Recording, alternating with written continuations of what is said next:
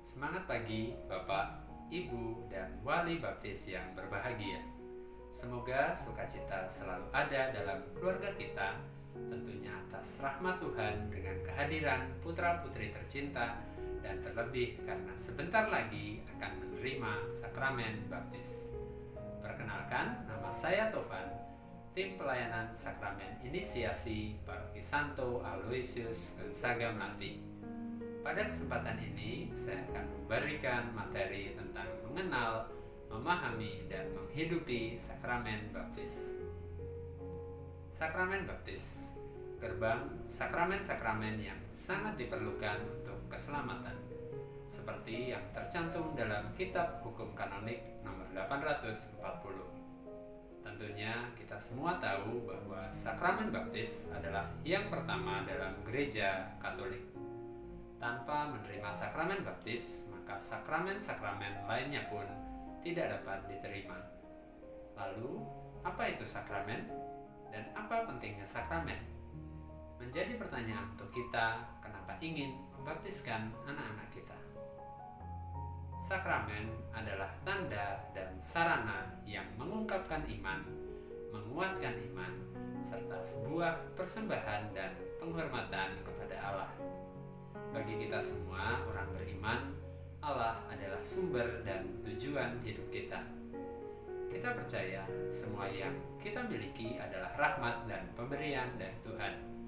Juga karya keselamatan yang dilakukan oleh Tuhan Yesus dan persekutuan gereja. Inilah yang tentunya menjadi dasar kita memberikan putra-putri tercinta untuk dibaptis.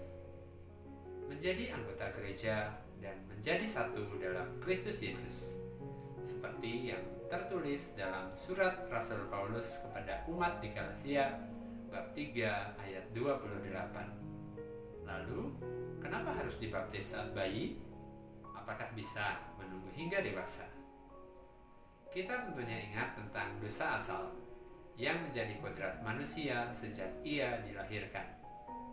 Sakramen baptis inilah yang mensucikan putra-putri kita sejak awal kehidupannya. Maka, baptis bayi telah dapat diberikan sejak usia 0 sampai 7 tahun. Setiap anggota gereja akan memiliki santo dan santa pelindung yang akan menjadi teladan imannya. Nama santo santa ini akan dilekatkan pada nama baptis putra-putri kita. Maka, baik jika dalam pemilihannya kita mengacu pada hal-hal berikut ini. Nama baptis hendaknya dekat dengan cita rasa Kristiani. Dipilih dari nama para kudus, yaitu santo dan santa yang memiliki hidup iman yang baik. Kisah dan semangat hidup para kudus inilah yang perlu kita pahami dan wariskan kepada putra-putri kita. Buatlah mereka bangga akan santo santa pelindungnya, layaknya superhero yang diidolakannya. Menjadi harapan bersama kelak, putra-putri kita juga dapat hidup dengan baik seturut teladan santo dan santa pelindungnya.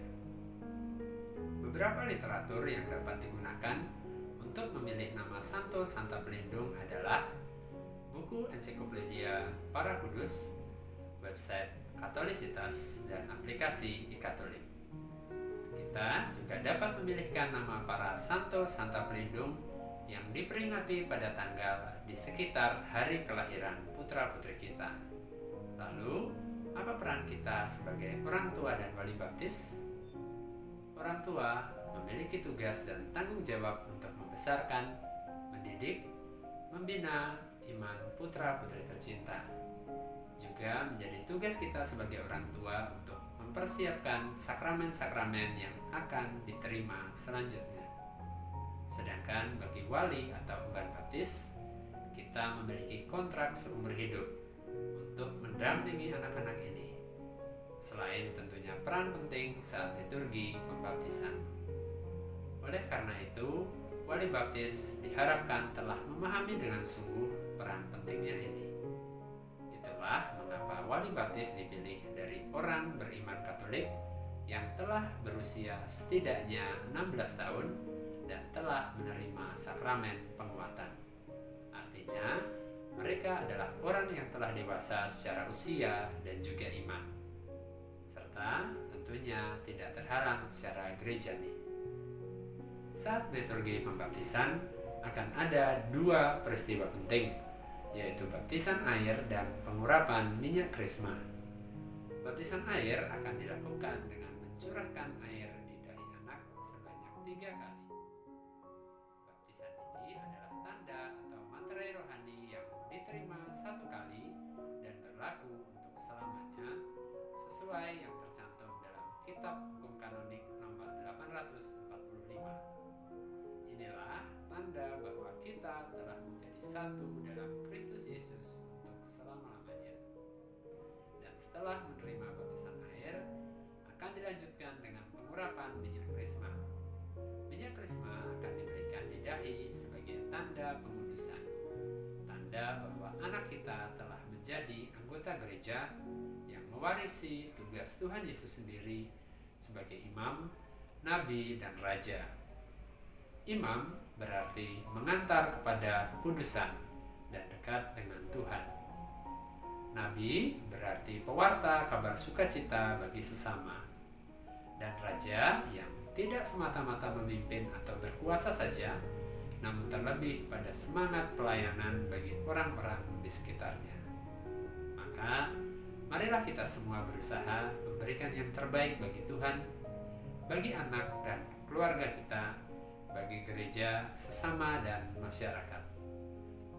Semoga berkat sakramen baptis ini akan mengantar putra-putri kita menjadi murid Tuhan Yesus yang berdaya ubah bagi dunia. Terima kasih dan berkah